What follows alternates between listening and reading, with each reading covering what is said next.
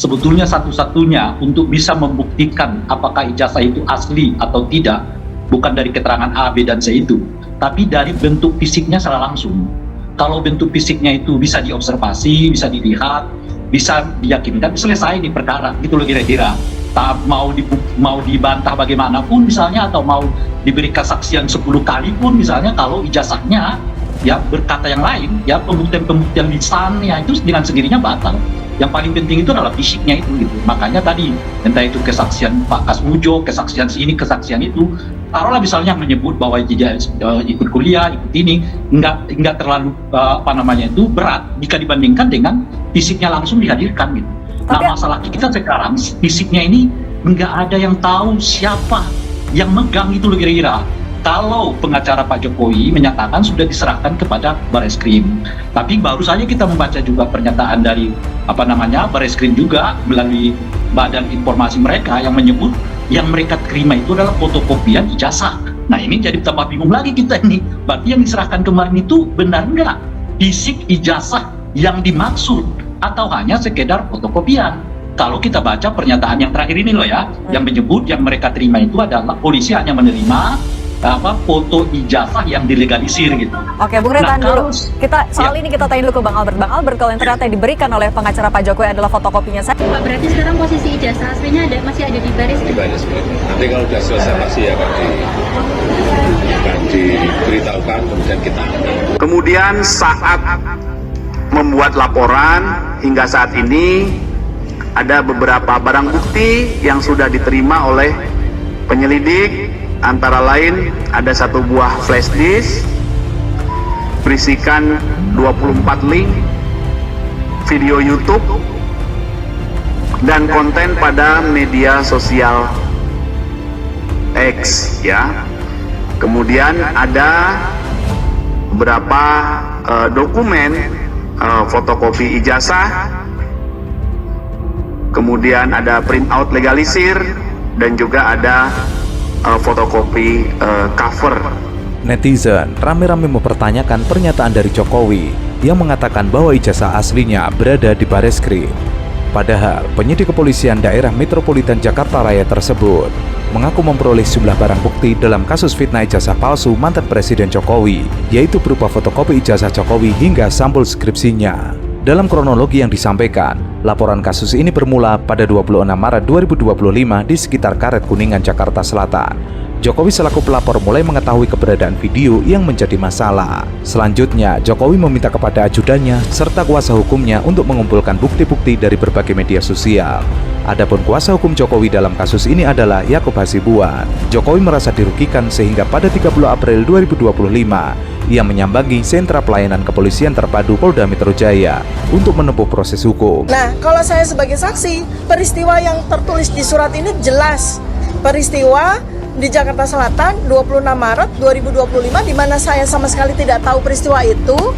Saya tidak hadir pada peristiwa apapun itu, sehingga semestinya saya tidak layak menjadi saksi kan?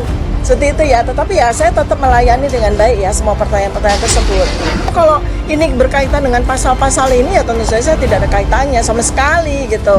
Karena kalau sudah menyangkut pasal-pasal seperti ini harusnya ada sebuah barang kan, semacam bukti yang kita klarifikasi kan terhadap barang itu gitu.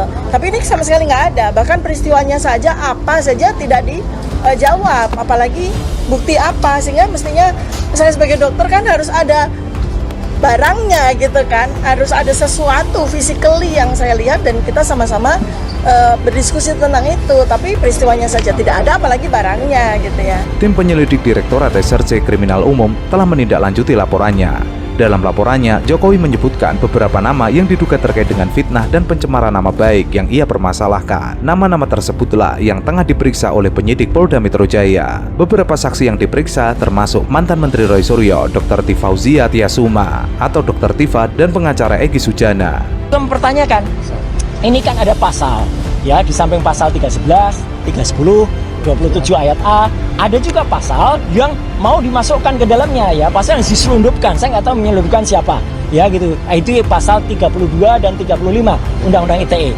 Kebetulan dulu saya ikut merancang Undang-Undang ITE bersama teman-teman yang lain. Pasal itu tujuannya, sekali lagi saya ulangi, adalah untuk transaksi elektronik supaya Indonesia itu diselamatkan dari perdagangan internasional dan kita bisa ikut. Bukan pasal untuk mempidanakan orang. Jahat sekali kalau ada orang menggunakan pasal itu untuk mempidanakan seseorang. Kayak dulu kasus Mbak Prita Mulyansari. Jahat sekali. Ya, Omni Batavia waktu itu mempidanakan Mbak Prita gitu loh. Sama dengan ini, karena pasal itu ancamannya sangat tinggi. Dan pasal itu misalnya, saya kasih contoh, ada orang ya mentransfer 1 juta. Kemudian dalam bukti transfernya saya ubah jadi 10 juta. Itu saya bisa kena pasal itu di pasal 32. Ada orang memposting sebuah dokumen elektronik namanya ijazah misalnya. Dia katakan itu asli gitu. Padahal ternyata orang yang punya ijazah mengatakan saya nggak pernah mengeluarkan ijazah itu loh. Lah berarti yang memposting ijazah itu salah seorang kader dari partai itu. Kena pasal itu harusnya. Justru itu ya kalau yang smart begitu. Jadi saya tadi tanya, dokumen elektroniknya mana? Belum ada Pak dokumen elektroniknya. Ya sudah. Mengenai ijazah saya sama sekali tidak bisa cerita. Karena saya tidak membimbing, tidak mengetahui, tidak ada prosesnya. Buat pembimbingnya itu Profesor Sumitro. Pembantunya ada sendiri, yang uji ada sendiri. Jadi kalau mengenai jasa sampai palsu itu saya tidak bisa sama sekali cerita. Dosen pembimbing saya Bapak Kasmujo.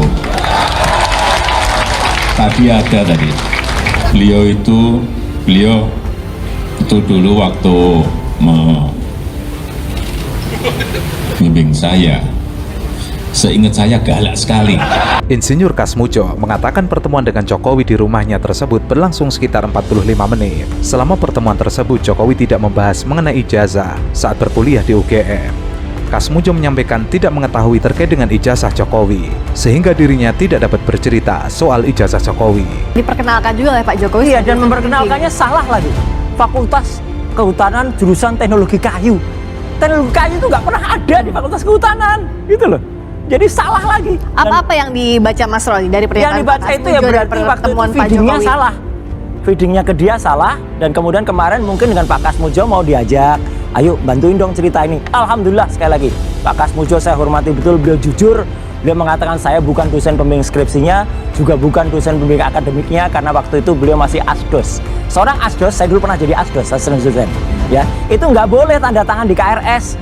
Jadi kalau nggak boleh tanda di KRS ya berarti sama sekali nggak ngerti nih statusnya Jokowi ini apa waktu mahasiswa. Itu loh. Selain itu, Kasmujo menuturkan bukan pembimbing skripsi Jokowi. Ia menyebut pembimbing skripsi Jokowi adalah Profesor Sumitro. Kasmujo mengungkapkan belum pernah melihat ijazah Jokowi. Menurutnya, Jokowi masuk kuliah di Fakultas Kehutanan UGM pada tahun 1980. Jokowi kemudian lulus pada tahun 1985. Ia mengaku dirinya masih menjadi asisten dosen. Kasmujo hanya mendampingi beberapa dosen, sebab tujuan sebagai asisten tersebut dalam rangka untuk latihan. Malah semakin diragukan dengan kemunculan Pak Kasmujo bersama Pak Jokowi. Ya enggak apa-apa, tapi saya melihat justru statementnya Pak Kasmujo itu justru menjelaskan. Menjelaskan apa? Bahwa Pak Jokowi itu benar alumni UGM, bahwa Pak Jokowi itu benar pernah menulis skripsi. Ternyata kalau benar yang dikatakan beliau itu ada Prof Sumitro di situ. Kan kalau tadi Mas Roy mengakuin kejujuran kita anggap itu statement itu benar, ya benar dong. Ada ternyata pembimbing akademiknya. Yang saya mau katakan bahwa Pak Kasmujo ini tidak akan terlepas dari kampus UGM. Nanti keterangan ini akan disinkronkan di dalam proses hukum. Ya, nanti mana yang benar kan jelas. Jadi kan semuanya itu juga ada dokumen-dokumen tertulisnya, kan begitu. Jadi statementnya Pak Jokowi di tahun 2017 itu dulu jelas banget. Saya waktu itu ketemu dengan Pak Kasmujo dulu galak banget ini. Saya bolak-balik keluar. Dan terima kasih Pak Kasmujo, berkat Bapak saya bisa menyelesaikan skripsi saya. Saya juga pernah menjadi mahasiswa.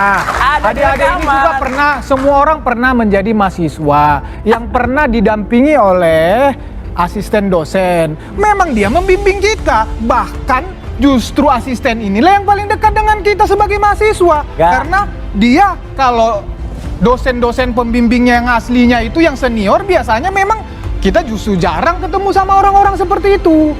Kasmujo menyampaikan, Selama Jokowi berkuliah di Fakultas Kehutanan UGM tersebut, dirinya masih menjabat sebagai asisten dosen. Pada tahun 2014, Kasmujo resmi memasuki masa purna tugas di Departemen Teknologi Hasil Hutan, Fakultas Kehutanan UGM. Namun, sayangnya jejak digital Kasmujo menjadi pembimbing Jokowi tidak bisa dibantah lagi karena sudah tersebar di media sosial. Ya gitu. Mas lulusan mana? UGM bukan? Iya, Bukan kan? saya S2 UGM. S2-nya, S1-nya UGM nggak? S1 saya dari Universitas Lampung. Ah udah. Ya udah. Ini kan yang dipersoalkan kan sekarang S1-nya. S2 lain, pembimbingannya lain. S2 Oke. kita nggak Jadi interaksi intinya langsung. apa soal Pak Kas? Intinya adalah dulu Pak Jokowi itu bicara di 2017 seolah-olah meyakinkan bahwa Pak Kasmujo adalah dosen pembimbing skripsi. Terus kemudian narasinya mulai diubah. Oh, dosen Coba pembimbing diputar lagi, akademik. ada nggak tadi? Gitu. Ada nggak tadi Pak Disampaikan Jokowi dosen pembimbing saja mengatakan? atau dosen pembimbing akademik? Nggak Nggak Pak mungkin Jokowi dosen mengatakan pembimbing dosen. akademik. Kalau dosen pembimbing akademik, Pak Kasmujo itu asdos. Asisten dosen itu nggak berhak membimbing. Adik-adik mahasiswa tentu tahu juga kayak gini gitu loh. Ini diragukan pernyataannya. Walaupun bukan pembimbing skripsi, tapi soal pembimbing akademik ini juga Siapa diragukan. Mas Roy. bilang masa asisten dosen tidak berhak untuk membimbing? Justru kehadiran Nggak boleh mas, asisten dosen kok tanda tangan PNS Hello, nggak boleh. nah kalau tanda tangan hitam di atas putih dokumen kampus, Itulah. dokumen Makanya fakultas, dengerin. dokumen skripsi memang Makanya tidak dengerin. ada. Bukan Benar lulusan itu. UGM ya kayak Benar gini. itu. Tetapi Ini bukan lulusan UGM memang nih, tugas jauh. asisten dosen adalah membimbing mahasiswanya. Jauh. Terus apa kehadiran fungsinya asisten dosen? Ayo Asisten coba. dosen itu membantu dosen dalam perkuliahan, bantu nyiapin materi buat dosen. Aku dulu pernah asdos mas pernah asdos gak? Saya nggak pernah. Nah, tapi udah, saya pernah close. Tapi Nggak saya pernah asdos, dilayani ngomong oleh asisten asdos. dosen. Oke.